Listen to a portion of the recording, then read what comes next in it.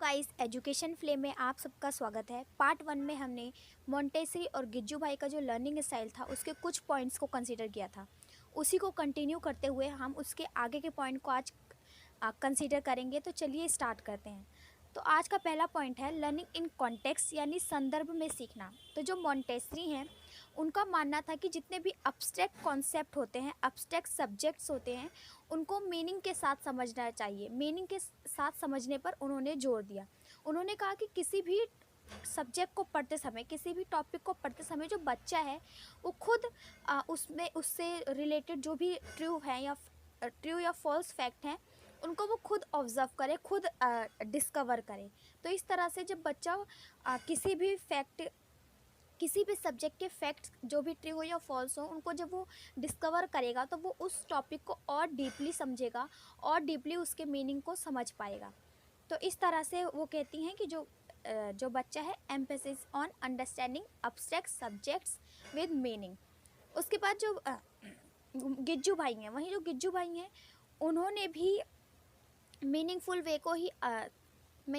को ही सही माना है। क्योंकि आप एग्जांपल लेते हैं, जैसे जो गिज्जू भाई हैं उन्होंने जो जियोग्राफी है उसमें कुछ ऐसे टॉपिक होते हैं जैसे कि क्ले का टेक्सचर कैसा होता है, इस प्लेनेट की क्ले का कलर कैसा है। तो इसके लिए उन्होंने क्या किया कि उन्होंने बच्चों को लाइव दूरबीन के थ्रू सारे प्लैनेट्स दिखाए। उन प्लैनेट्स के मिट्टी का, क्ले का टेक्सचर कैसा था, कलर कैसा था, उनके आसपास कैसा इन्वायरमेंट था, कैसा जो प्लेनेट है वहाँ का आसपास का जो कैसा दिखता है, वो दूर से कैसे, पास से कैसा दिखता है, इमेज में और रियलिटी में कितना डिफरेंस है। तो इस तरह से गिज्जू भाई ने दूरबीन के थ्रू जो बच्चे हैं उन्हें इनके बीच चीज़ें दिखाई ताकि जो बच्चा है उन्हें और अच्छे से क्लैरिटी हो।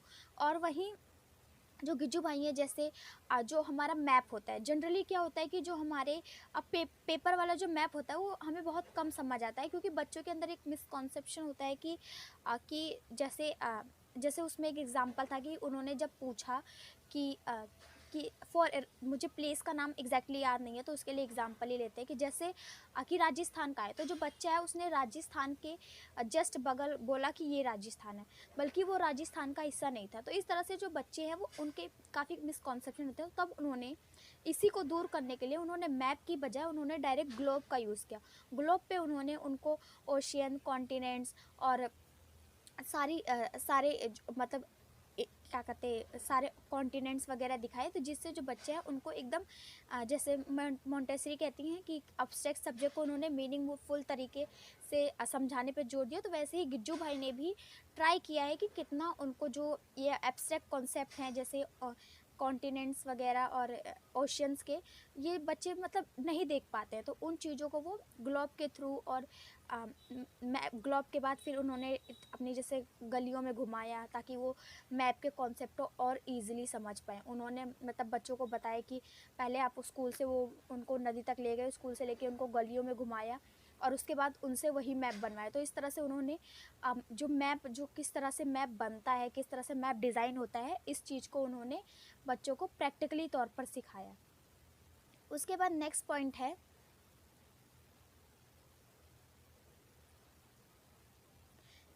है एडल्ट इंटरेक्शन, वयस्क बातचीत। इसमें जो है मोंटेसरी है वो कहते हैं कि जो टीचर हैं वो फैसिलिटेटर की रोल में होने चाहिए। फैसिलिटेटर की रोल टीचर को निभाना चाहिए। वो कहते हैं कि जब तक बच्चा आगे से आके खुद ना बोले टीचर को कि मुझे हेल्प चाहिए, तब तक बच्चे की मदद नहीं करनी चाहिए। और जो मोंटेसरी हैं मोंटेसरी कहती हैं कि जो बच्चा है अगर बच्चे को बिलीव है कि वो किसी टास्क को कर सकता है तो उस टास्क को खुद कर सकता है, मतलब तो उस टास्क को करते हुए बच्चों को रोकना नहीं चाहिए और उसकी मदद भी नहीं करनी चाहिए। जब तक वो सामने से ना मांगे तब तक एक टीचर जो है फैसिलिटेटर के रोल में उन्हें उस बच्चे की मदद नहीं करनी चाहिए।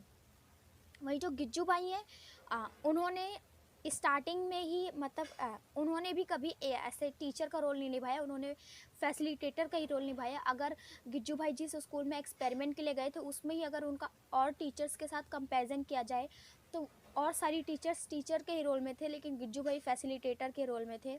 वहाँ पे जो गिज्जू भाई हैं उन्होंने कहानियों के ज़रिए बच्चों के साथ इंटरेक्ट करने का ज़रिया ढूंढा। उन्होंने कहानियों के ज़रिए बच्चों के पास आए और उन्होंने क्या कहते हैं, जो बच्चे हैं कभी भी उन्हें किसी भी चीज़ की प्रिपरेशन के लिए उन्हें मतलब खुद हेल्प नहीं करी। जैसे जो उनका जब साल का एंड होने वाला था तो उन्होंने दिखाया कि कैसे बच्चों ने एक रूम में अपनी सारी चीज़ें बनाई थी, जो उन्होंने नदी के किनारे बनाई थी, उन सारी चीज़ों को अच्छे से डेकोरेट किया था, अच्छे से सबको अरेंज किया था। तो इस तरह से जो गिज्जू भाई हैं उन्होंने बताया वहाँ पे कि इन बच्चों को इन्होंने खुद ये सारी चीज़ें बनाई हैं, मैंने इसमें किसी भी की भी मदद नहीं करी है। ठीक इसी तरह जो 6 मंथ पे जो कुछ उनका फंक्शन हुआ था उसमें भी बच्चों ने जो भी ड्रामा तैयार किया था उसमें भी गिज्जू भाई का कोई भी रोल नहीं था। तो इस तरह से जगह जगह पर जो गिज्जू भाई हैं उनकी फैसिलिटेटर की भूमिका नज़र आती है, कैसे वो फैसिलिटेटर की तरह अपना फैसिलिटेटर के रोल में थे, ये साफ नज़र आता है। ये बार बार मैं ऊपर और नीचे इसलिए करती हूँ ताकि जो पीछे का कंटेंट अगर कोई पढ़ना चाहता है तो वो पढ़ सके। उसके बाद नेक्स्ट है order in environment and mind. तो उसमें जो मोंटेसरी है वहाँ का जो मोंटेसरी स्कूल था उसमें जो रूम था वहाँ पर सारी चीज़ें एकदम ऑर्डर में रखी जाती थी।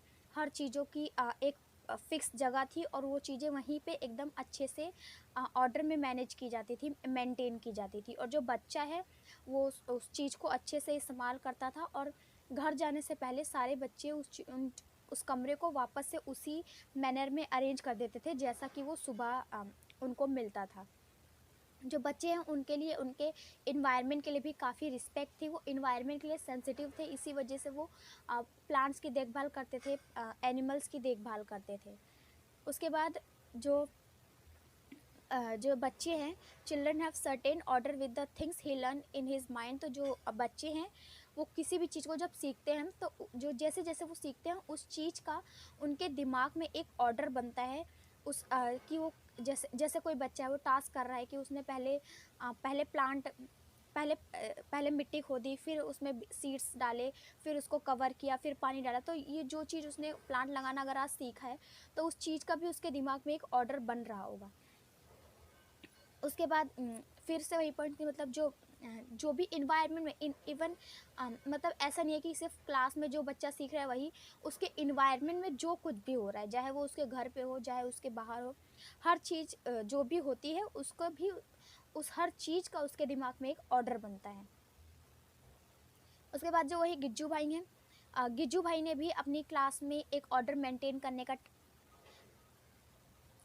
गिज्जू भाई ने भी अपनी क्लास में एक ऑर्डर मेंटेन करने का ट्राई किया था। क्योंकि जैसे जब क्लास स्टार्ट हुई थी तो सारे बच्चे जब क्लास में उन्होंने बिठाया तो सारे बच्चे एकदम बिना ऑर्डर के बैठे थे, बिना ना उनकी कोई लाइन थी ना कुछ। तब गिज्जू भाई ने उनको पूरे फ्लोर पे कुछ सर्कल बनाए और उन्हें कहा कि आप इसी सर्कल पे बैठेंगे, जो भी बच्चा बैठेगा इन्हीं सर्कल पे बैठेगा। तो इस तरह से उन्होंने यहाँ पे क्लास में एक ऑर्डर मेंटेन करने का ट्राई किया। दूसरा, जब उन्होंने कुछ बुक्स लाए थे कहानी की, वो जब बुक्स लाए थे तो उन्होंने क्या किया कि जो बच्चा है कि उन्हें कहा कि आप पहले एक कहानी, क्योंकि बुक्स कम थी और बच्चे ज़्यादा थे, तो उन्होंने कहा कि आप 4-4 करके 4-5 बच्चे एक साथ पढ़ो और पढ़ने के बाद एक बुक वापस रख के उसी जगह और फिर दूसरी लो। तो इस तरह से फिर से वो दोबारा बच्चों के जो काम है उनको कैसे एक मैनर तरीके से, कैसे एक ऑर्डर में करना चाहिए, ये चीज़ सिखा रहे थे।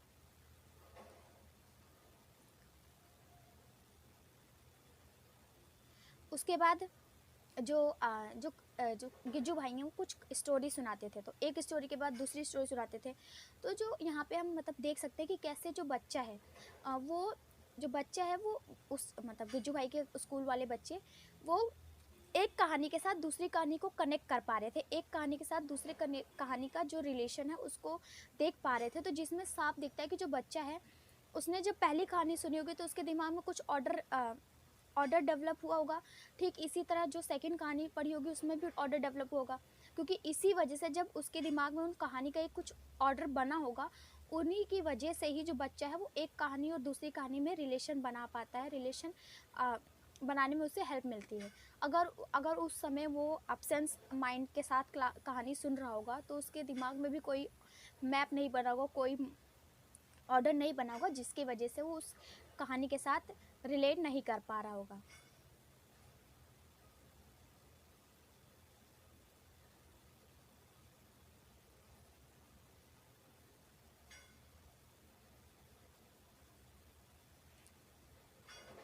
उसके बाद जो मॉन्टेसरी है वहाँ पर कोई भी होमवर्क नहीं दिया जाता बच्चों को।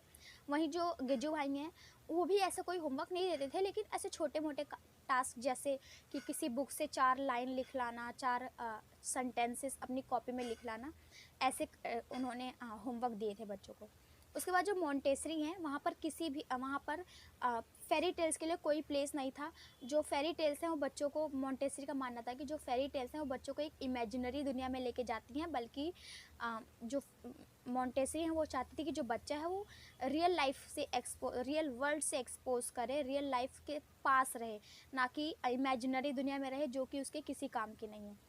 बल्कि वहीं जो गिज्जू भाई हैं उनका तो जो पैडागॉजिक स्टाइल है वही स्टार्ट होता है उनकी कहानियों से। उन्होंने कहानियों के ज़रिए ही बच्चों से इंटरेक्ट किया। उन्होंने उनका जो मतलब पहला मेथड ही जो उन्होंने यूज़ किया वो कहानी था। स्टोरी टेलिंग के थ्रू उन्होंने बच्चों के साथ अपने रिलेशन बनाए, बच्चों को डिफरेंट सब्जेक्ट जैसे जियोग्राफी, लैंग्वेज, हिस्ट्री, ड्रामा, तो मतलब ऐसे सब्जेक्ट उन्होंने कहानी के थ्रू ही पढ़ाए, जो कि मॉन्टेसरी में जिसे इमेजिनरी दुनिया बोला जाता है, वो गिज्जू भाई ने उन्हीं चीज़ों के साथ बच्चों को सब्जेक्ट सिखाए, बच्चों को वैल्यूज़ सिखाई। उसके बाद जो हमारा नेक्स्ट पॉइंट है वो है लर्निंग वाइल प्लेइंग, खेलते समय सीखना। तो इसमें जो मॉन्टेसरी हैं वो बिलीव करती हैं कि जो बच्चा है अगर वो खेलते खेलते पढ़ रहा है, खेलते खेलते कुछ सीख रहा है, तो उस समय उसकी जो सेंसेस है और जो बॉडी है दोनों एक साथ और पूरी तरह से एक साथ यूज़ होती है और दूसरी तरह पूरी तरह से यूज़ होती है। वहीं जो गिज्जू भाई हैं उन्हें भी प्ले का इम्पोर्टेंस पता थी। उन्होंने स्टार्टिंग में ही बच्चों के अंदर खेल के द्वारा ही फ्रेंडली नेचर डेवलप करने का ट्राई किया, टीम वर्क डेवलप करने का ट्राई किया, कोऑपरेटिव फीलिंग्स डेवलप करने का ट्राई किया। गिज्जू भाई जानते थे कि जो प्ले है, क्योंकि जब उन्होंने जब वो बच्चों को खेल के मैदान के लिए ले गए और खेल के मैदान में ले गए और बच्चे उस दिन कुछ उनके बीच लड़ाई हो गई थी, तो जिसकी वजह से जो और टीचर्स हैं वो बोल रहे थे कि बच्चों को क्लास में पढ़ाएं ना, खेल खिलाने से थोड़ी, यहाँ पे खिलाने थोड़ी आए, खेल खिला से कौन पढ़ता है। तब गिज्जू भाई ने बोला था कि इन्हीं खेल से ही बच्चों को हम कितनी सारी चीज़ें सिखा सकते हैं। तो इस तरह से गिज्जू भाई जानते थे कि जो प्ले है वो बच्चे की लाइफ में कितना इम्पोर्टेंट रोल प्ले करता है, हमारी जो लर्निंग है, हमारी जो एजुकेशनल नॉलेज है उसको प्रोवाइड कराने में भी बहुत बड़ा रोल प्ले करता है प्ले। उसके बाद तीसरा है follow 3 hours of reading, writing and arithmetic. तो जो मॉन्टेसरी हैं उन्होंने बताया है कि कैसे जो हमारी बच्चे की रीडिंग एबिलिटीज़ हैं वो 15 दिन में डेवलप होती हैं, राइटिंग एबिलिटीज़ 1.5 मंथ यानी 1.5 मंथ में डेवलप होती हैं, और जो अरिथमेटिक एबिलिटी है वो 6 मंथ में डेवलप होती है। तो मतलब उन्होंने इन्हीं 3 आवर्स को ही ज़्यादा फोकस किया है अपने स्कूल में।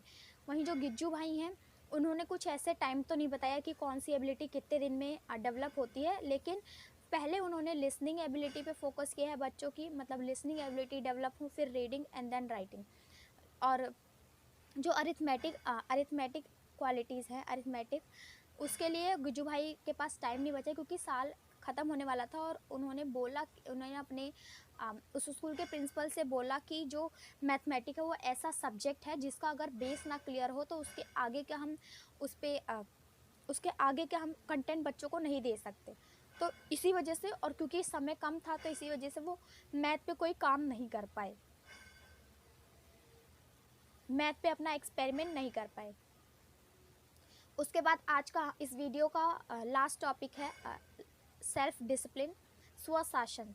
तो जो बच्चे मॉन्टेसरी वो कहते हैं कि जो सेल्फ गवर्नमेंट ऑटोमेटिकली आ जाती है जब बच्चे के पास फ्रीडम होती है, चॉइस होती है अपने इंटरेस्ट के अकॉर्डिंग एक्टिविटीज़ चुनने का, उन एक्टिविटीज़ को कितने समय के लिए करना है, कैसे करना है, वो उन पे जब होता है डिपेंड, तो उनके अंदर एक सेल्फ कंट्रोल की भावना क्वालिटीज़ डेवलप होती हैं।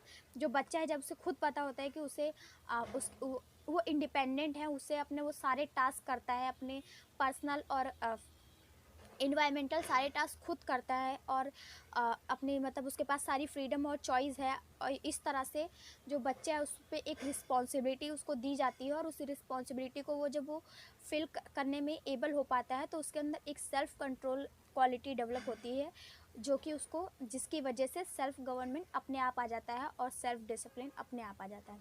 वहीं गिज्जू भाई हैं, गिज्जू भाई ने भी अपनी क्लास में फ्रीडम और चॉइस दी थी अपने विचारों को रखने के लिए। अगर हम और टीचर्स की बात करें तो और टीचर्स जो थे वो डंडा और चौक एंड ब्लैक बोर्ड, यही दो चीज़ें उनको आती थी। लेकिन जो गिज्जू भाई थे उन्होंने अपनी क्लास में बच्चों को इंटरेक्शन का पूरा मौका दिया, अपने थॉट्स को प्रेजेंट करने का मौका दिया, उन्हें फ्रीडम दी, उनको एक्टिविटीज़ अगर नहीं करनी थी तो उनके बीच चॉइस दी, जिसकी वजह से जो गिज्जू भाई हैं उन्होंने एक फैसिलिटेटर का रोल निभाया, जिसकी वजह से जो बच्चा है वो अपने क्लास में अपने आप को, उसकी क्लास उसकी थी। जैसे उन्होंने एक एक एग्जांपल लेते हैं, जब गिजू भाई ने बोला कि ये जो क्लास है ये हमारी है, हम सब इक्वल है, हम सब बराबर है। तो इस तरह से गिज्जू भाई ने उनके अंदर ऐसी ऐसे इमोशन डेवलप किए, ऐसी फीलिंग्स डेवलप किए जहाँ वो इस क्लास को अपना समझ रहे थे। तो इस वजह से जब ऐसी चीज़ें बच्चों के साथ होती हैं तो उनका जो क्लास का इन्वायरमेंट होता है वो उनको एकदम उनके घर जैसा लगता है।